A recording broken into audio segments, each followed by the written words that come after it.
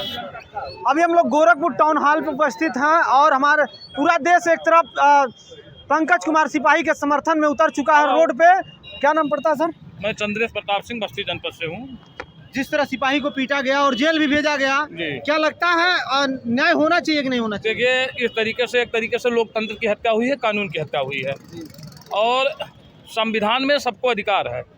इस डॉक्टर के बारे में जो सुनने में आया है, चूँकि मैं बस्ती जनपद का हूँ, वहाँ से भी मरीज आते थे, इस डॉक्टर का व्यवहार अत्यंत ही खराब है और उसने अमानवीय व्यवहार उस सिपाही के साथ किया है। उसको न्याय मिलनी चाहिए।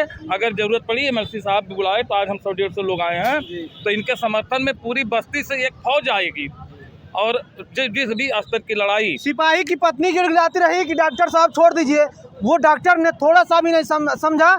डॉक्टर को भगवान माना जाता, कैसे माना जाएगा भगवान? कलयुग में डॉक्टर को भगवान की संज्ञा दी गई है, लेकिन इस तरीके के डॉक्टर को डॉक्टर हम नहीं कह सकते। यह एक तरीके का जल्लाद का काम किया है और इसके साथ चूँकि यह डॉक्टर गोरखपुर जनपद में है और गोरखपुर माननीय मुख्यमंत्री जी का गृह जनपद भी है और माननीय मुख्यमंत्री जी के गृह जनपद में अगर इस तरीके की घटनाएं घटित हुई हैं और एक व्यक्ति को न्याय के लिए संघर्ष करना पड़ रहा है, रोडों पर उतरना पड़ रहा है, तो इसकी कल्पना कीजिए उत्तर प्रदेश के अन्य जिलों में और अन्य स्थानों पर क्या स्थिति होगी। भगवान भी नौ गलतियां माफ कर देते हैं, ये तो डॉक्टर थे। देखिए, भगवान नहीं, ईश्वर ने, श्री कृष्ण भगवान ने शिशुपाल का 100 गलती माफ किया था, क्षमा किया था, लेकिन यह डॉक्टर जो है, ये डॉक्टर नहीं, ये राक्षस है। इसको आप रावण की संज्ञा भी दे सकते हैं। लोग कह रहे हैं वो बूचड़ खाना है, बूचड़ है। कितने लोग आरोप लगा रहे हैं उससे डॉक्टरों पे? निश्चित रूप से अगर जनता आरोप लगा रही है तो यह सत्य भी हो सकता है, इसकी सत्यता जांची जाएगी और इस डॉक्टर के खिलाफ माननीय देवेंद्र प्रताप सिंह एमएलसी जी के नेतृत्व में जो भी बन पड़ेगा, चाहे तन से, मन से, धन से, संख्या से, हम लोग पड़ोसी जनपद के रहने वाले हैं, सदैव इनके बुलाने पाए हैं और उसके बाद एक बड़ी संख्या के साथ हम लोग चाहे विधानसभा पे धरना देना पड़े या गोरखपुर में या कहीं भी, हम इनके साथ लगे रहेंगे और जब तक इस डॉक्टर दंपति को न्याय नहीं मिलता, ये सिपाही को न्याय नहीं मिलता और डॉक्टर दंपति को सजा नहीं मिलती है, तब तक हम लोग संघर्ष करते रहेंगे। सिपाही जो है, माना जाता है कि रात बिरात कभी भी लोग बुलाते हैं, सिपाही का मतलब 5 मिनट में सिपाही चौंकता है। आज उसी की विभाग उसी को नहीं सुनी, उसी को ले जाके बंद कर दी और सामने से फोटो पुलिस वाला खिंचवा रहा है कि मैं अपने ही विभाग को बंद कर दिया। देखिए, निश्चित रूप से हम यहाँ के कप्तान पे दोष देंगे। वो पुलिस सुपरिटेंडेंट यहाँ का जांच करना चाहिए कि नहीं? हाँ, क्या सही है, क्या उस कप्तान को यहाँ जांच करना चाहिए था, क्या सत्यता है, क्या असत्यता है। जहाँ कहीं ना कहीं इस विभाग के कप्तान की और यहाँ के पुलिस मुखिया की भी जिम्मेदारी है और सबसे बड़े जिम्मेदार ऐसी घटना घटित होने के बाद, लगातार मीडिया में आने के बाद, उसके बाद चूँकि मुख्यमंत्री जी का गृह जनपद है, मुख्यमंत्री जी यहाँ आते जाते रहते हैं, उनको भी इस विषय को संज्ञान में लेकर के उनको इस पर जो है उच्च स्तरीय कार्रवाई के लिए कहना चाहिए था। आज ये देखा जाए तो वही सिपाही रोड पे लठ लेकर खड़ा है और ये नहीं लोगों को समझ में आ रहा है कि आम पब्लिक उसी सिपाही को न्याय दिलाने के लिए खड़ी है। आज वही सिपाही लाठी लेके, डंडा लेके खड़ी है। आखिर क्या वजह है कि लाठी डंडा की जरूरत पड़ गई? ये हमारे यहाँ की व्यवस्थाएं हैं, उनको किसी के आदेश का पालन करना है। सिपाही का काम होता है जनता की सुरक्षा और सुरक्षा करना। सुरक्षा की दृष्टि से वो खड़े हैं, कहीं ना कहीं हमने सिपाही का सुरक्षा कौन करेगा ये बताइए? देखिए, कहीं ना कहीं हम कुछ लोगों से अभी बात किए हैं, कुछ भाई हमारे जो है उन्होंने वहाँ चर्चा कर रहे थे, वो कह रहे थे अन्याय तो हुआ है लेकिन हम लोग जो हैं मजबूर हैं। लेकिन इनको भी संघर्ष के अपने परिवार, चूँकि वह सिपाही इनका परिवार है, इनके विभाग का, उसके लिए इनको भी संघर्ष के लिए उतरना चाहिए, लामबंद होना पड़ेगा। नहीं इस तरीके की घटना आज एक के साथ हुई है, कल दूसरे के साथ होगी, परसों तीसरे के साथ होगी, इस तरीके की घटनाएं घटित होती रहेंगी। इस तरह मारा जाएगा, हर सिपाही को पीटा जाएगा।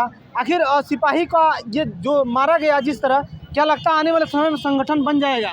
देखिए, इस तरीके के मारने पीटने से एक तरह से देश में अराजकता और समाज में अराजकता फैलेगा। अगर इस तरीके की घटना घटित होंगी तो निश्चित रूप से मुझसे लगता है कि सिपाही भी लामबंद होंगे और इनका भी संगठन बनेगा। सिपाही एक रात बिरात चौंकता है, अगर कहीं कितना भी इमरजेंसी हो, अपनी जान की ना परवाह करते हुए रात को चौंकता है न्याय दिलाने के लिए। आज उसी सिपाही की पत्नी न्याय के लिए दौड़ रही है इधर उधर, पब्लिक सिपाही के समर्थन में, सिपाही नहीं खड़े हैं। अब पत्रकार महोदय कहने की बात यह है कि सीएम सिटी में इतना बड़ा कहते हैं कि सबका साथ सबका विकास, इतना बड़ा कांड हुआ, ये बहुत शर्मनाक बात है। सीएम सिटी में, बाकी जगह तो छोड़ दीजिए। एक तरह से कह लीजिए कि सीएम साहब के घर में घटना घट गई और ये तो लोकतंत्र की हत्या है। कलयुग में डॉक्टर को ईश्वर का स्वरूप दिया जाता है। किस तरह देंगे आप ईश्वर का? अब तो कसाई का स्वरूप देंगे। कसाई का स्वरूप आप है। अगर इसके पहले आप दवा कराने जाएंगे तो सोचेंगे कि नहीं सोचेंगे, ये बताइए। सोचना पड़ता है। आज मैं भी डॉक्टर के पास जा रहा हूँ कि कसाई के पास जा रहा जाना तो पड़ेगा, मजबूरन आज भी जाना पड़ेगा। हमारी इमरजेंसी है, हमारा बच्चा सीरियस है, मैं सीरियस हूँ, मेरे चाचा सीरियस है, जाना तो डॉक्टर के पास ही पड़ेगा। लेकिन कभी सदर या मेडिकल में जा कर के देखिए, डॉक्टर का इंतज़ार करते करते बंदा थक जाता है। एक बार डॉक्टर का फाटक पर थोड़ा ठोक दिया तो पकड़ के उसको पीटा जाता है। और डॉक्टरों का और नहीं तो है। कहाँ तक सही है डॉक्टरों को बाउंसर रखना? डॉक्टर को खुदा इज्जत लोग देते हैं। इज्जत तो देते हैं, ये क्या इज्जत है? उस सिपाही का रिकॉर्डिंग पीठ पर चोट देख लीजिए आप। पत्रकार महोदय खुद फैसला कर लेंगे कि एक डॉक्टर को क्या करना चाहिए।